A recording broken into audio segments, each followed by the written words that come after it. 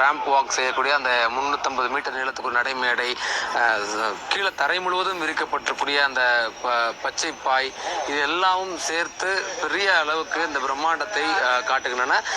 நாளை மறுநாள் நடக்கக்கூடிய மாநாட்டிற்கு இப்போதிருந்தே குடும்பமாக அருகில் இருக்கக்கூடிய ஊர் கிராம மக்கள், அவருடைய ரசிகர்கள், தொண்டர்கள் எல்லாம் வந்திருந்து இந்த திடலை பார்க்க வந்திருக்கிறார்கள்.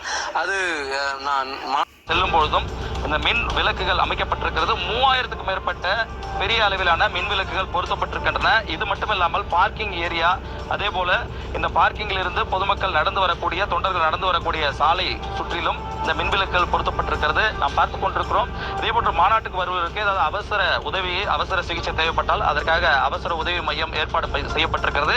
இந்த அவசர உதவி மையத்திற்கு ஆம்புலன்ஸ்கள் வந்து செல்வதற்கான தனி பாதையும் ஏற்பாடுகள் செய்யப்பட்டிருக்கு.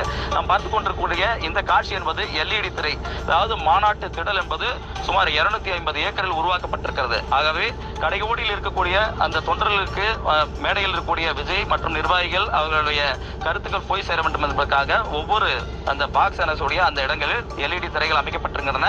அதே போல மாநாட்டுக்கு வருவதற்கு குடிநீர் வசதிகள் முறையாக செய்யப்பட்டிருப்பதாக தெரிவிக்கிறார்கள். நாம் பார்த்துக் கொண்டிருக்கிறோம். ஒளிப்பதிவு ஜோஷா காட்டக்கூடிய காட்சிகள் தெரியும்.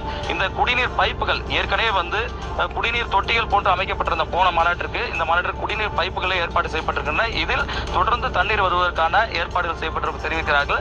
அது மட்டுமல்லாமல் மாநாட்டை திடலை சுற்றிலும் அங்கங்கு இவர்களுடைய கட்சி கொடி என்பது நடப்பட்டிருக்கிறது. சுமார் 2000க்கும் மேற்பட்ட கட்சி கொடிகள் இங்கே நடப்பட்டு இந்த மாநாடு முழு வீச்சில் தயாராகி இருக்கிறது. அதாவது 95% பணிகள் என்பது திடல் பகுதி மற்றும் இந்த பார்க்கிங் பகுதிகள் முடிக்கப்பட்டிருக்கின்றன.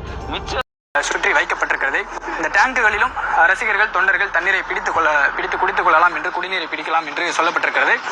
இதனை தாண்டி இந்த குடிநீர் பிரச்சனை போக்கும் வகையில் பல்வேறு ஏற்பாடுகள் செய்யப்பட்டிருந்தாலும், குடிநீர் குழாய்கள் அமைக்கப்பட்டிருந்தாலும், டேங்குகள் வைக்கப்பட்டிருந்தாலும் ரசிகர்கள் யாரும் இந்த குடிநீர் குழாயை உடைத்துவிடக் கூடாது என்கிற ஒரு நிலை இருக்கிறது. அதற்காக பவுன்சர்கள், அதாவது தனியார் பாதுகாவலர்கள் இந்த பகுதியில் பாதுகாப்பு பணியிலும் ஈடுபட இருக்கிறார்கள்.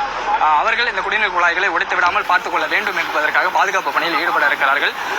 இந்த முறை குடிநீர் குழாய்களை பொறுத்தவரை இவ்வாறான ஏற்பாடுகள் செய்யப்பட்டிருக்கிறது. வேற என்ன ஏற்பாடுகள் செய்யப்பட்டிருக்கிறது என்று பார்த்தால், விஜய் மேடையில் இருக்கும்போது அவரை முதல் 2 வரிசையில் இருப்பவர்கள் மட்டுமே நெருக்கத்தில் பார்க்க இயலும். அதன் பிறகாக இருக்கக்கூடிய பெட்டிகளில் இருக்கக்கூடியவர்கள் விஜயை பார்க்க முடியாது, இல்லை மாநாட்டின் நிகழ்ச்சியை அவர்களால் சரிவர பார்க்க முடியாது என்பதால் நேரடியாக ஒளிபரப்பு செய்ய ஏற்பாடு செய்யப்பட்டிருக்கிறது. ஒவ்வொரு பெட்டிக்குமே ஒரு LED திரையானது அமைக்கப்பட்டிருக்கிறது. அந்த திரை மூலம் நிகழ்ச்சியை அவர்கள் நேரடியாக பார்த்துக் கொள்ளலாம். இந்த LED திரையில் நீங்கள் தகடுகள் கட்டப்பட்டிருப்பதை பார்க்கலாம்.